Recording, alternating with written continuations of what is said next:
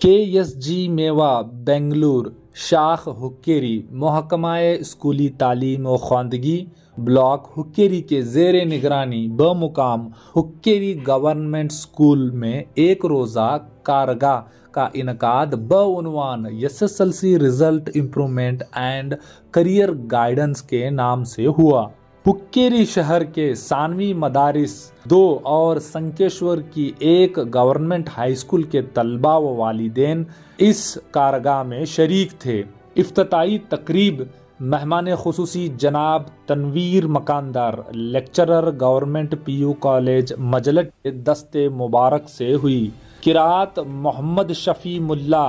اور نعت رسول سمیہ کڑپی طلباء نے پیش کی۔ مہمانوں کا استقبال و نظامت ایسوسی ایشن کے سرگرم صاحب وسائل جناب محمد ذکی قاضی نے کیا۔ مہمانوں کا استقبال کے بعد غرض و غایت صاحب وسائل جناب محمد غوث مومن صاحب نے پیش کیا۔ اردو اور ثانوی مدارس میں طلباء کے نتائج کیسے بہتر بنانا اور اعلیٰ تعلیم کے لیے رہنمائی، بچوں کی تعلیم میں والدین کا رول کے متعلق مختصراً معلومات پیش کیا۔ مہمان خصوصی Shri RR Gaste sir ECO SSLC nodal officer block Hukkeri نے اپنے خیالات اظہار کرتے ہوئے دہم جماعت کے امتحانات کی اہمیت اور اچھے نمبرات حاصل کرنے کے غور کے متعلق مختصراً طلباء سے مخاطب کیا۔ اور ایک تعلیمی عہدیدار مہمان خصوصی شری AS پدمنور BRC کوآرڈینیٹر ہکیری کارگاہ کے طلباء سے مخاطب ہو کر مختلف سرگرمیوں کے ذریعے بچوں میں خود اعتمادی پیدا کرنے کی کوشش کی اور مطالعے پر زور دیا، زندگی میں مطالعے کی اہمیت کے متعلق بتایا۔ اردو CRP جناب حسن مہندی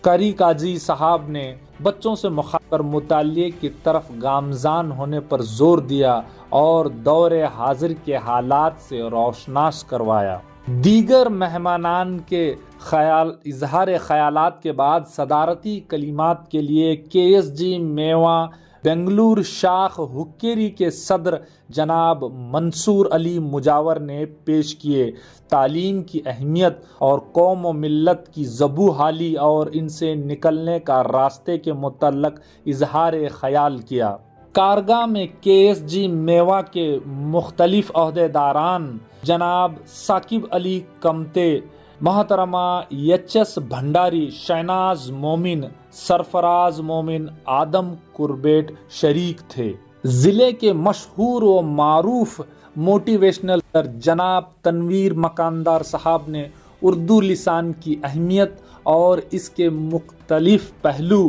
اور اردو میڈیم میں تعلیم یافتہ ہندوستان کے مایہ ناز شخصیتوں کا ذکر کرتے ہوئے ان جیسے بننے کی طلباء سے اپیل کی۔ علامہ اقبال کے اشعار اور کامیاب اشخاص کی زندگی کے تعلق پر روشنی ڈالی اور بچوں کو ان کی نقل کرنے پر زور دیا۔ Great things can be achieved by only great sacrifices. خواب سو کر دیکھے جاتے ہیں اور ان کی تعبیر جاگ کر کی جاتی ہے۔ ضلع کے اور ایک نامور صاحب وسائل جناب نظام الدین واچ میکر صاحب نے والدین سے مخاطب ہو کر تعلیم حاصل کرنا دینی فریضہ ہے، علم کی اہمیت اور آزادی کے بعد سے مسلمانوں کی سماجی معاشی خستہ حالی اور ان کی وجہ حل، آج کے تقاضے اور قربانیاں، بچوں کی تعلیمی ترقی کی فکر کی لائے عمل پیش کیا